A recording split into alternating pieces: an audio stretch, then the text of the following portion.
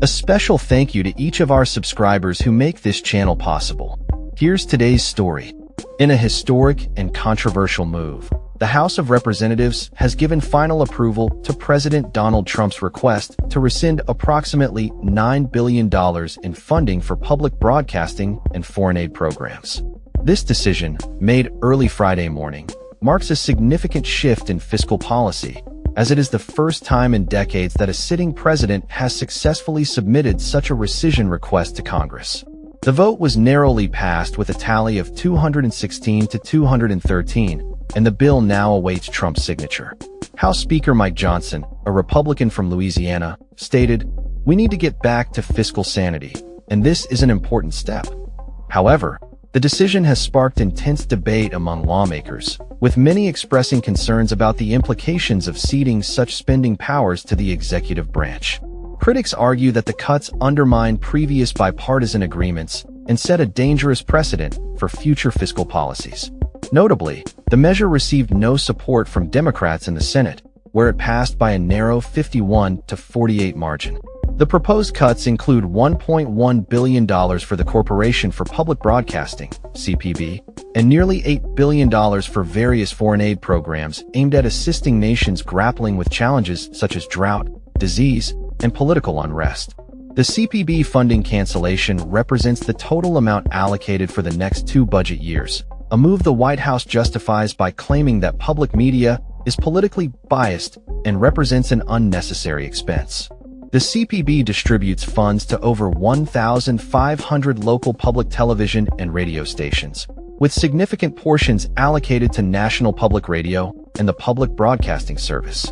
Lawmakers from rural areas have raised alarms about the potential impact of these cuts on local stations, which often provide critical services, including emergency alerts. Senator Lisa Murkowski, a Republican from Alaska, emphasized the importance of these stations, stating that they are vital for disseminating information during natural disasters. The cuts to foreign aid include significant reductions to programs that provide emergency shelter, food, water, and healthcare to refugees and communities affected by disasters. Critics, including Democratic leader Hakeem Jeffries, argue that these cuts will damage America's global standing and create a void that other nations, particularly China, may exploit. The administration defends the cuts, asserting that they will encourage other nations to take more responsibility for humanitarian efforts. Additionally, the bill faced delays as Republicans grappled with a Democratic push for a vote on the release of Jeffrey Epstein files.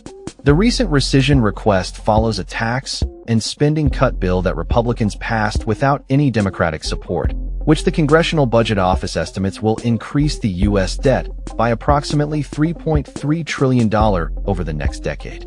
Looking ahead, many Democrats express concerns that this legislation disrupts the collaborative process typically required for funding national priorities.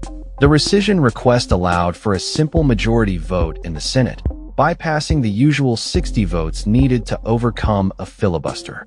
While 2 Republican senators joined Democrats in opposing the bill, the majority of the Republican caucus remained unified in their support.